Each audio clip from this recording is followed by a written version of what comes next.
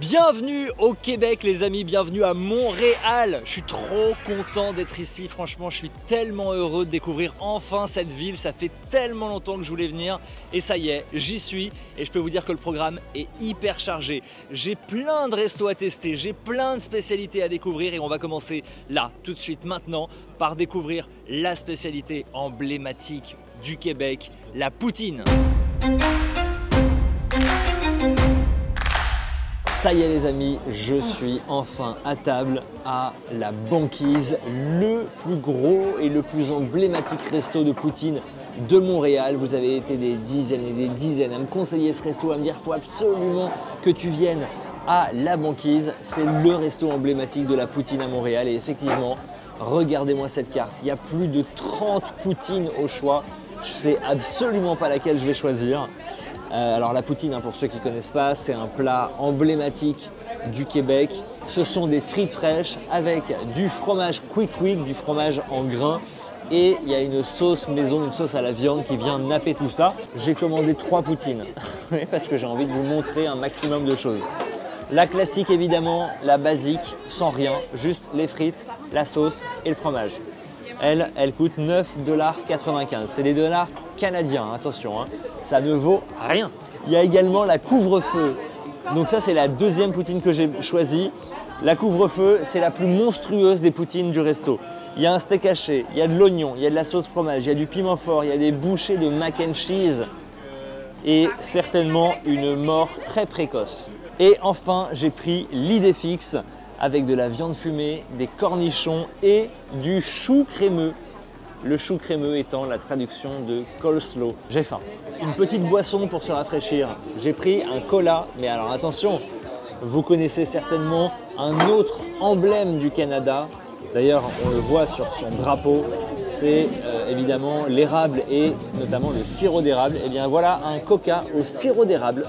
Donc j'ai hâte de voir ce que ça va donner. Ah, il a une couleur très caramélisée, très brune. Oh, j'aime trop. Ah, c'est hyper bon. Alors moi j'adore le sirop d'érable. Il faut savoir que quand j'étais petit, j'allais dans les placards de ma maman et je buvais le sirop d'érable directement à la bouteille. Ouais, j'ai des gros traumatismes d'enfance.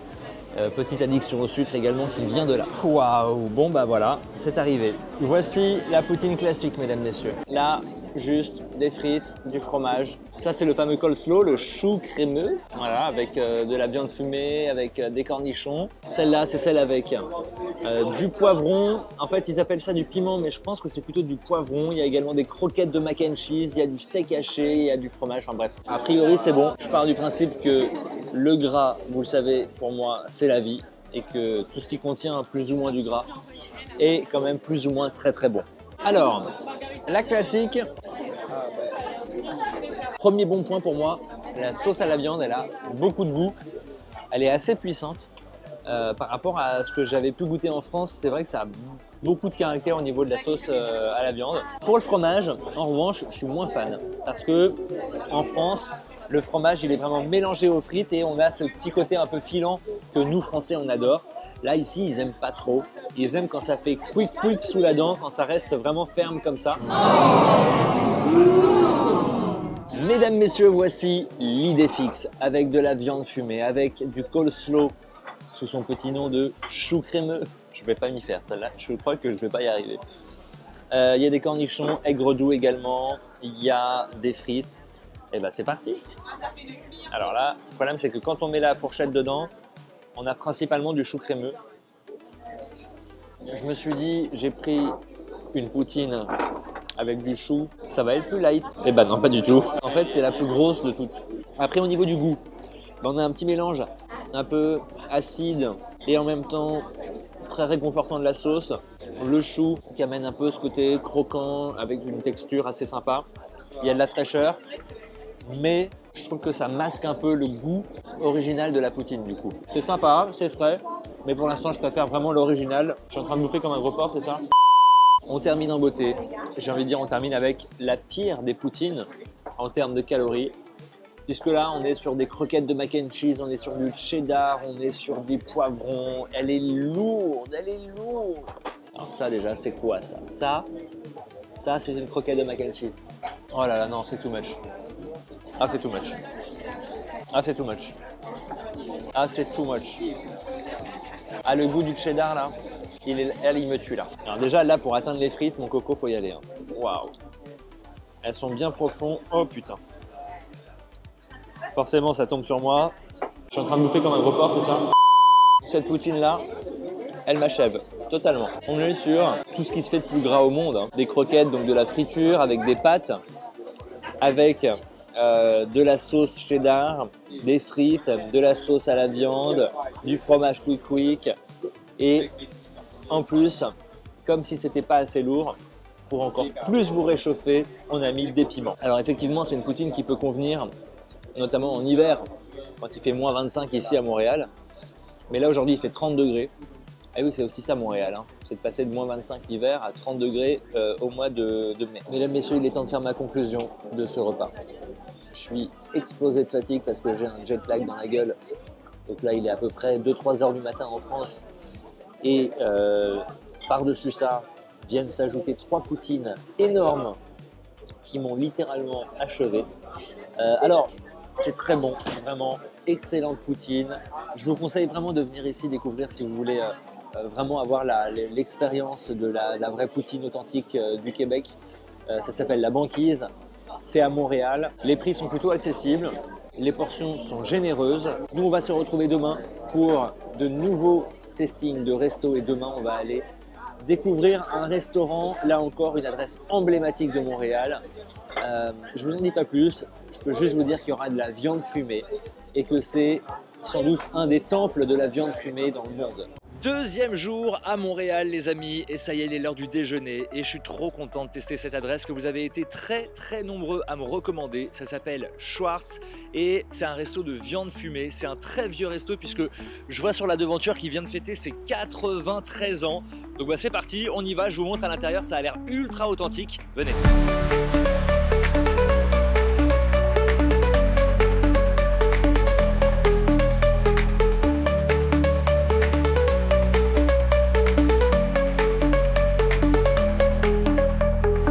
Là, je vais vous prendre le sandwich viande fumée. Hein.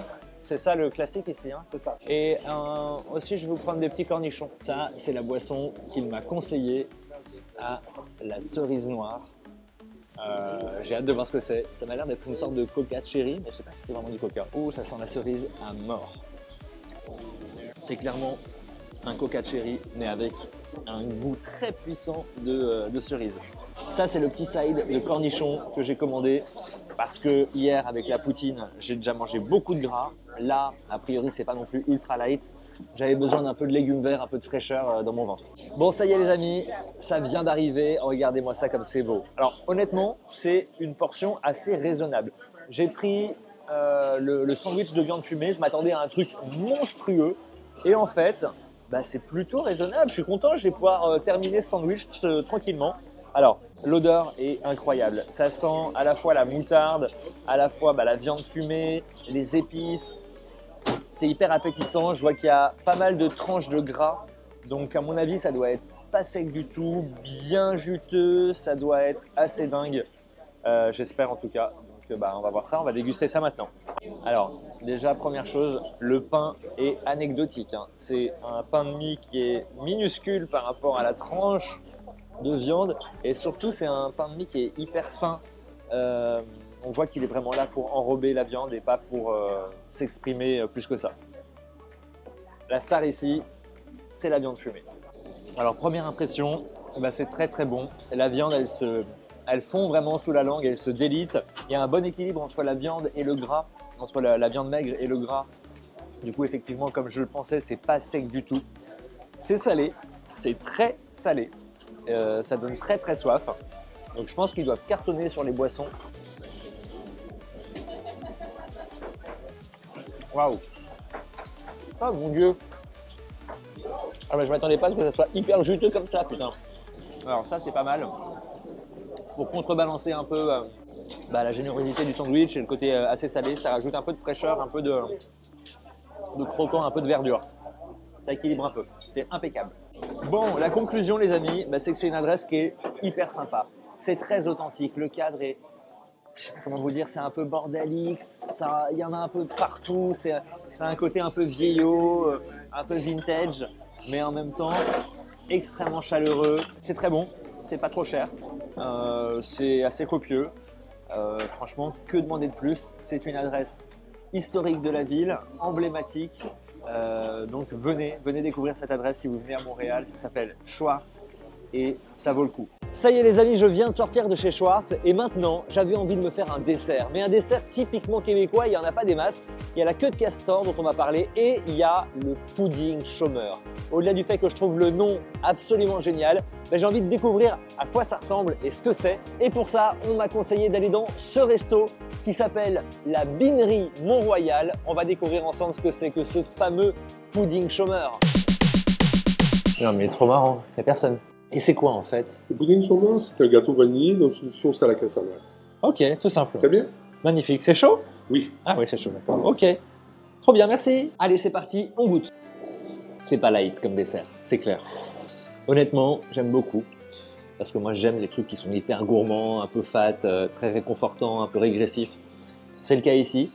Niveau de texture, c'est quelque chose qu'on a un peu de mal, nous, je pense, en France, à appréhender parce que le pudding, c'est quelque chose qu'on connaît assez mal, mais c'est une sorte de, je sais pas comment dire, de mixture. C'est comme un peu du crumble, mais très mou, très humide. Ça fait un peu bouilli par certains endroits, une sorte de gâteau qu'on aurait plongé pendant très longtemps dans une sauce et que ça se délite un peu. C'est une sorte de gâteau en fait très très humide, mais c'est très bon, c'est très sucré aussi. Il y a un côté un peu caramélisé, mais il y a aussi un côté très addictif, on a envie d'y retourner. Et d'ailleurs, pourquoi ça s'appelle le pudding chômeur? C'est parce qu'en fait c'est un plat qui est pas cher à fabriquer, qui est pas cher à acheter et qui est donc le plat que pouvaient notamment s'acheter les personnes en recherche d'emploi qui n'avaient pas forcément les moyens de s'acheter des pâtisseries hyper chères. Donc voilà, on est sur de la pâte, du sucre, un peu de lait qu'on peut rajouter comme ça.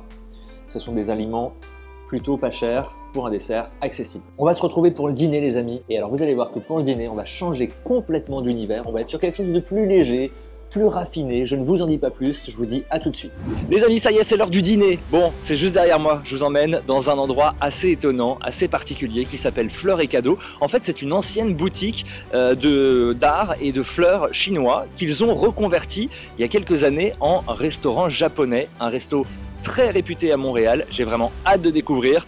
Déjà extérieurement, je trouve la petite maison comme ça qui est posée au milieu des grands immeubles assez étonnante. J'ai hâte de voir l'intérieur. On y va!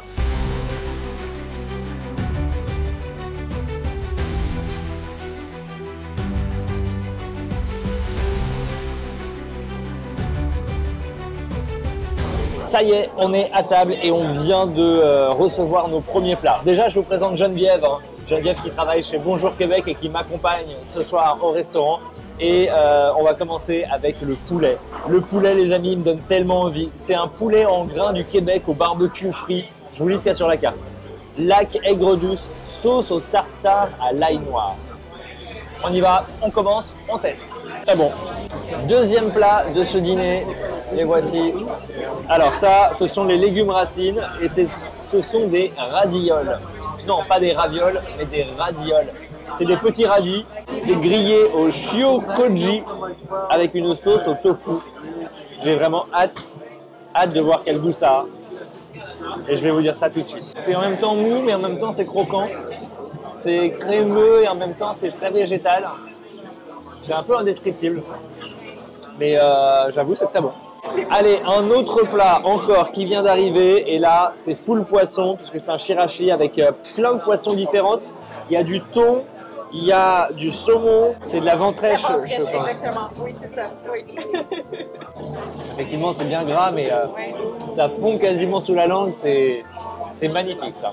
Et on termine ce repas en beauté avec le magret de canard qui m'a été chaudement recommandé par Geneviève. Il a l'air magnifique, il donne très très envie, on va goûter ça tout de suite. En plus, il a été cuit juste devant nous par le chef sur le grill qui a causé des flammes assez impressionnantes. Alors c'est parti. Ah ouais. En résumé, c'est un super bon resto. Si vous voulez sortir un petit peu de la gastronomie canadienne, québécoise et que vous voulez aller explorer un peu d'autres saveurs et et que vous voulez surtout découvrir un endroit étonnant qu'on ne soupçonne pas du tout de l'extérieur, on arrive dans une ambiance très particulière, on peut manger au bar, voir les chefs travailler et surtout goûter des plats excellents avec des produits très très qualitatifs. C'est l'adresse que je vous recommande. Ça s'appelle donc Fleurs et Cadeaux. Fleurs et Cadeaux. Et c'est une très bonne adresse ici à Montréal.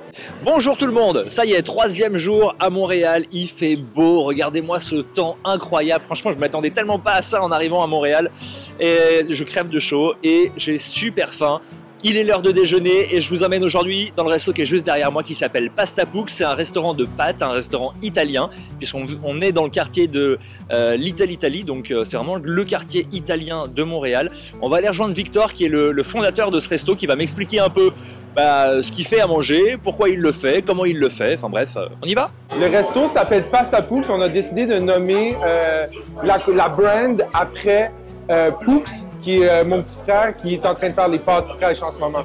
Ok, donc on est chez Pastapux. Victor, vous l'avez compris, c'est le fondateur. Et qu'est-ce que tu as voulu faire avec ce resto? J'ai voulu apporter une touche de fraîcheur dans la petite Italie, retour aux sources, cuisine traditionnelle, on réinvente rien, mais on fait bien les choses. Ici, on mange des pâtes fraîches, toutes faites à la main, toutes les recettes de pâtes sont secrètes.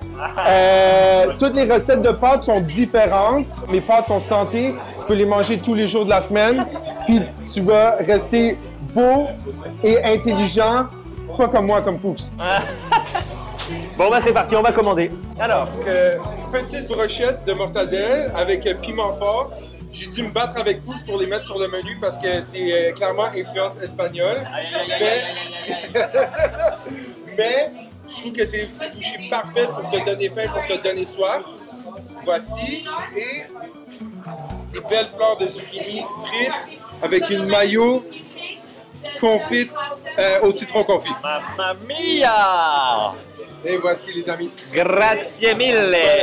On a les asperges sublimes du Québec, oui. Un légume dont on est très fiers au Québec. On les appelle les asperges sublimes parce que ils ont la parfaite couleur, ils ont la parfaite consistance. C'est les plus belles. On vient siphonner un sabayon salé par-dessus. Bon, je suis toujours avec Geneviève de Bonjour Montréal et on va essayer de manger tout ça. T'as faim, j'espère? On va essayer, oui, j'ai très faim. Ok, c'est parti. Tu veux quoi pour commencer? On commence par une petite brochette. Allez, tiens. Allez, merci. Mortadelle et piment. Un banger. Allez, moi je vais tester ça là. Beignet de fleurs de courgettes. Simple, efficace, ça passe. Bon, et ça c'est des légumes verts. Bon là, il y a un problème dessus, c'est pas vraiment des légumes verts, mais ça allait, c'est un peu... C'est très léger. C'est santé. Oui, c'est santé. Je mange une dernière et après, je me réserve pour les pâtes. Bon, les entrées étaient vraiment délicieuses. Maintenant, on va passer aux pâtes. On est quand même là pour ça. Je suis rentré dans les cuisines de Pastapux pour admirer la préparation de nos pâtes. J'ai tellement faim. J'en peux plus. J'ai faim.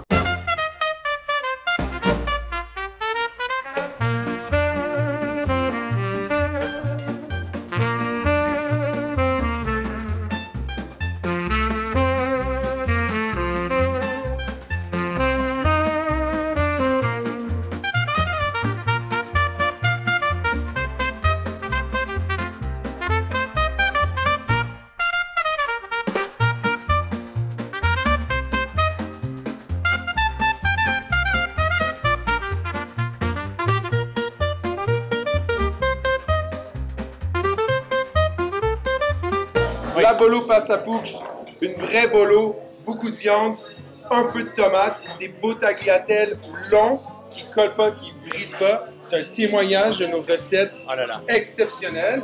Après ça, pesto super frais. On est très content que la saison de l'ail des eaux c'est fini. On en avait marre. On est sur la fraîcheur totale. Un peu de menthe, beaucoup de basilic et on vient finir avec ricotta salata par-dessus. Et un petit zeste de citron qui sent très bon. Ben oui, eh oui. Et finalement, la spécialité de Pastapux, les pâtes farcies. Donc ici, on a des tortelloni. C'est des gros tortellini. Et on a une sauce burro et oro. Burro et oro, c'est C'est la vraie sauce rosée italienne. La sauce rosée, ça n'existe pas dans l'encyclopédie de la cuisine italienne. Je pense que la sauce rosée, ça a été inventé à quelque part en Inde dans les années 1950. On fait pas ça ici, on fait de la vraie cuisine traditionnelle italienne. Je propose Oui. de commencer Par la bolognaise. par la bolognaise. C'est délicieux. Franchement, là, c'est une sauce ragoût vraiment bolognaise traditionnelle. Donc ça, c'est pesto. C'est hyper frais. Vraiment. Avec la pointe de citron, comme tu disais, là, c'est vraiment délicieux. On passe au prochain? On passe au prochain. C'est bon. Parce qu'en plus, le prochain, c'est le plat signature de la maison, d'après ce que j'ai compris. On a prévu une petite sieste après ou pas? Non, c'est pas au programme. Non mais là il faut arrêter parce qu'en fait on va enchaîner tout de suite avec un atelier pâtisserie et donc c'est ce qui vous attend tout de suite.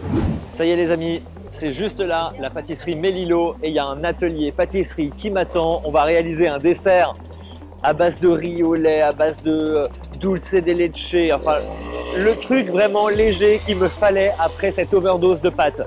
Donc atelier et ensuite évidemment dégustation de ce qu'on va préparer. Mesdames, messieurs, voici Aurélien. Bonjour. Aurélien, qu'est-ce qu'on va réaliser ensemble? Alors aujourd'hui, on va partir sur un feuilleté avec une confiture de lait, Léger. riz au lait Léger. et chantilly au foin. Léger? Donc là, on a la pâte feuilletée, Ouais. donc qu'on a cuit dans un cercle entre deux plaques. Comme ça va vachement rond, ça épouse la forme. Et par la suite, on l'a caramélisé.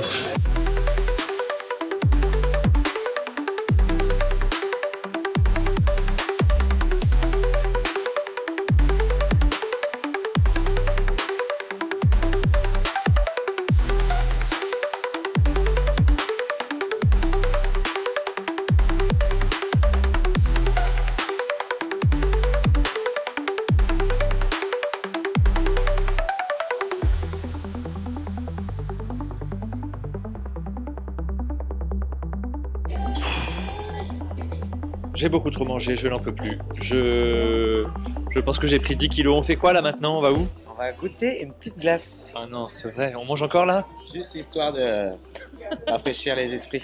De faire passer tout ça? Exact. Bon bah allez, c'est parti. Tu me conseilles de prendre quoi alors? Alors moi, je te conseille une petite glace au Queen Amman. Ah bah, c'est light, c'est bien. Ouais. Ok. Donc juste pour que vous sachiez, toi, t'es pas québécois, Non, t'es breton. Exactement. Voilà, donc c'est pour ça qu'il y a des glaces au kouign-amann ici. Elle est à quoi cette crème molle? Donc, Melillo et chocolat noir. Ah. Le chocolat noir, c'est 55%. Ok. Bon appétit. Délicieux. C'est vrai que ça fait du bien. Ouais. Au transit, c'est assez En agréable. ce moment, j'ai fèves de tonka qui rappellent les... Alléluia. La kouign-amann arrive. Très bon. Subtil. C'est la fin de cette dégustation. On se retrouve maintenant ce soir pour le dîner. J'espère que c'est fini, tu m'as plus rien prévu Non, de... je te laisse tranquille. Merci. j'étais à l'heure. Bon les amis, finalement, avant le dîner, j'ai décidé de faire un truc complètement débile. Je vais faire la plus grande tyrolienne de Montréal. Voilà, donc on va monter tout en haut de ça. Et ensuite, on va faire la tyrolienne qui est assez longue, qui est assez impressionnante. Ce que vous voyez, c'est pas des lunettes de vue, c'est des lunettes méta pour me filmer pendant la descente. Donc c'est parti, on y va. Qu'est-ce que je fais? Pourquoi je m'inflige ça? Pourquoi je fais ça? Pourquoi j'ai toujours des idées à la con? Ok, on arrive. Bon. Bah, let's go. On y va. Oh putain de merde!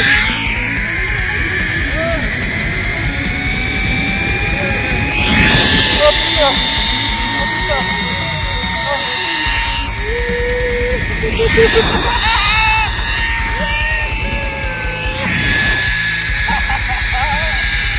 Oh my god! On arrive! Putain, à l'arrivée, c'est surprenant! Génial! Waouh! Putain, à l'arrivée, j'étais pas prêt! Oh putain! Eh ben, c'était incroyable! Franchement, c'est la plus grande tyrolienne que je fais de ma vie. En vrai, elle est pas hyper grande, mais elle est assez impressionnante. Et surtout, c'est quand on part, c'est waouh! Et l'arrivée aussi, hein, costaud de chez costaud. Alors pour vous donner une idée de ce que j'ai fait, je vais essayer d'attendre que... Ah bah il y a quelqu'un, regardez, qui arrive.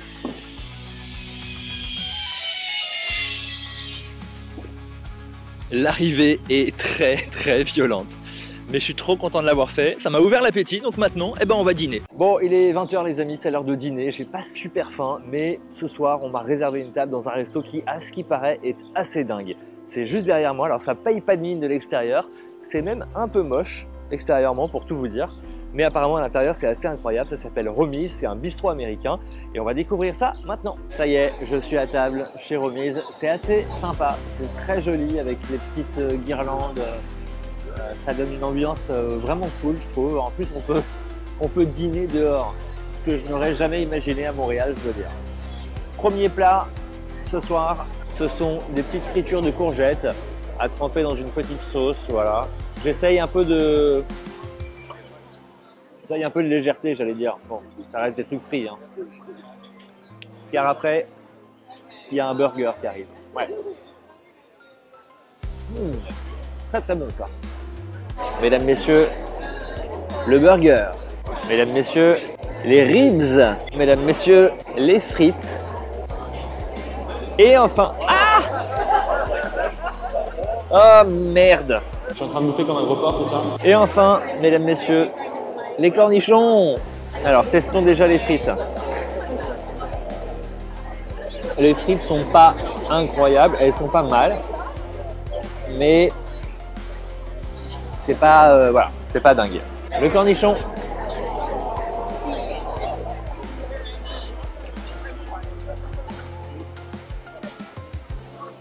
Ah, je viens de me mordre la langue. Ah. Alors ça, j'adore moi. Les amis, il est temps de conclure et de vous faire le bilan de ce dîner. Je suis mitigé, le cadre est très joli, le resto est assez sympa dans l'ensemble. En plus, on peut dîner dehors, donc ça, c'est vraiment cool. Ensuite, au niveau de la nourriture, il y a eu des trucs très bons et des trucs un peu moins bien. Très bonne entrée avec les courgettes frites, je suis un peu moins convaincu par le burger. Les ribs, plutôt corrects, même si un peu trop sucré. Très bon pain de maïs, les cornichons étaient sympas, les frites moyennes. C'était mitigé, mais le service est très bien, le vin qu'on a commandé est très bon. Donc voilà, si vous voulez vous faire un resto qui est joli, qui en met plein la vue, venez chez Romi's, mais surtout mon conseil, laissez-vous guider par les serveurs. Ce qu'on n'a pas fait, on n'a pas écouté les conseils que nous a donné notre serveuse. On est resté obnubilé par ce qu'on voulait, le burger et les ribs. Et en fait, elle nous avait conseillé d'autres plats et je pense que il faut écouter les gens qui savent. Et nous, on se retrouve demain matin pour un brunch exceptionnel. Là encore, vous avez été très nombreux à m'en parler. Je ne vous en dis pas plus. À demain pour le brunch. Ciao. Eh bien, bonjour tout le monde. 3e jour à Montréal et ce matin, je vais faire quelque chose qui est vraiment dans l'ADN des Montréalais. Un brunch. Ils adorent le brunch ici à Montréal. Je vais aller tester celui qui est juste derrière moi qui s'appelle Foie Gras. C'est le restaurant d'un ancien candidat de Top Chef France, Jérémy Pélissard, que vous voyez juste là. Alors je ne sais pas s'il sera là, mais en tout cas apparemment c'est un brunch très réputé à Montréal. Donc c'est parti, on y va.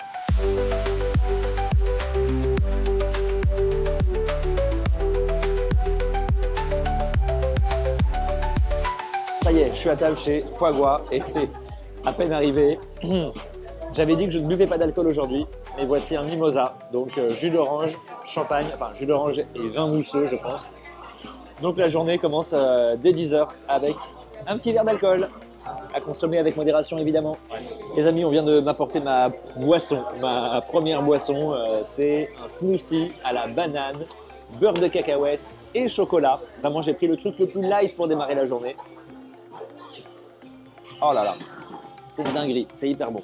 Bon, bah c'est arrivé. Alors l'assiette est énorme. À l'intérieur, il y a 2 œufs pochés, il y a du bacon, il y a 2 saucisses, il y a des pommes de terre sautées, il y a des pancakes, il y a des tranches de pain et il y a du sirop d'érable. Je pense que je vais faire un coma après ce repas. Délicieux. Du coup, on est sur un petit mélange sucré-salé que moi j'affectionne tout particulièrement. Oh, le pancake, il est énorme. Je vais essayer de vous le montrer. Il est hyper épais. Oh là là là là là là là là là. Bon, c'est très sympa. Hein. C'est la fin de ce repas. J'ai un peu envie de dormir, je ne cache pas. C'était énorme, mais j'ai adoré. Vraiment, si vous venez à Montréal et que vous voulez tester un bon brunch, venez chez Foie Gras. D'abord, le personnel est très sympa. Tout est fait maison et ça c'est vraiment remarquable, vraiment de A à Z. Donc ça c'est vraiment un bon point, c'est pas très cher, c'est très copieux, le cadre est plutôt cool. En fait ça coche toutes les cases, du très bon brunch. En plus c'est un Français qui est aux manettes, donc voilà, c'est un petit côté cocorico. On se retrouve pour le dîner parce que là je vais clairement pas déjeuner, hein, je vais rien manger de la journée je pense. On se retrouve pour le dîner.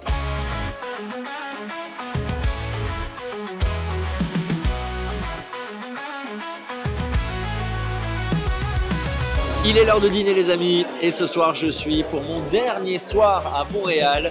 Je suis dans un resto qui s'appelle la Rôtisserie La Lune. Un restaurant qui est particulièrement réputé ici à Montréal. D'ailleurs c'est archi complet dans le resto ce soir. C'est un resto qui a été récompensé il y a quelques semaines par le guide Michelin en tant que Bib gourmand qui récompense les restaurants avec un bon rapport qualité-prix, qui propose de super bons produits, de bons plats où on se régale dans un cadre chaleureux et pour des prix acceptables on va dire. Donc c'est pas un resto étoilé, c'est pas de la haute gastronomie, mais voilà, c'est de la bonne cuisine comme on aime et c'est la tradition québécoise avec des petites touches de modernité. Évidemment il y a du très bon poulet rôti et une super belle carte des vins. Donc voilà, d'ailleurs on est en train de me servir en ce moment même, vous voyez, hop là, voilà. La dame que vous venez de voir là, c'est la serveuse qui s'occupe de moi. Je lui ai dit, j'ai beaucoup mangé pendant tous ces jours, j'ai beaucoup mangé ce matin, j'ai besoin de faire une pause. Elle m'a dit, pas de problème monsieur, je vous fais un menu en 3 temps avec, dans le premier temps, 1, 2, 3 entrées. Donc je pense que je vais exploser à la fin de ce repas. On commence donc avec un petit bouillon à base de ravioles de poulet, petit bouillon de poulet également. Des croquettes avec du fromage râpé dessus à base de Louis d'Or, donc c'est un fromage qui se rapproche un peu du comté. Et puis il y a un pain à l'ail, une brioche à l'ail plutôt avec un beurre d'ail. Ça commence très très fort. Ça fait un régal, vraiment. Pour l'instant c'est un sans faute, je me régale. Bon, on vient d'entamer le deuxième tour d'entrée avec des cuisses de poulet farcies. Oh merde, oh là là. Cuisses de poulet farcies d'un nugget, c'est-à-dire que ce sont des cuisses de poulet dans lesquelles ils ont mis un nugget. C'est des sortes d'épinards à dipper, à prendre dans la sauce et voilà. Avec les fameux crackers, ça c'est vraiment typiquement nord-américain. Hein. Et l'apothéose, la tartine de foie de volaille. Bien, le poulet vient d'arriver, c'est énormissime. C'est servi avec des frites maison, avec des asperges, avec une petite sauce, avec de la salade de choux à volonté, mesdames, messieurs. Et je vous propose de tester ça tout de suite. Hein. Ah, c'est exceptionnel. Franchement, ce resto est dinguissime. Bon, voilà les amis, c'est la fin de ce repas et c'est la fin de ce séjour à Montréal. Franchement, excellent resto. Je crois que c'est le resto qui m'a le plus plu ce soir. Ça s'appelle la Rôtisserie La Lune. Et vraiment, si vous voulez vous faire une bonne soirée bien copieuse avec des plats qui ont du goût simple, hein. On n'est pas sur une cuisine très élaborée, très compliquée. C'est de la volaille, rôti, des bons jus, des bons accompagnements. Vraiment super resto. Quitte Montréal demain. J'espère que cette vidéo vous a plu. N'hésitez pas à la commenter et à liker si ce n'est pas encore fait et à vous abonner évidemment. Et puis voilà, on se retrouve très bientôt pour une nouvelle vidéo. Ciao!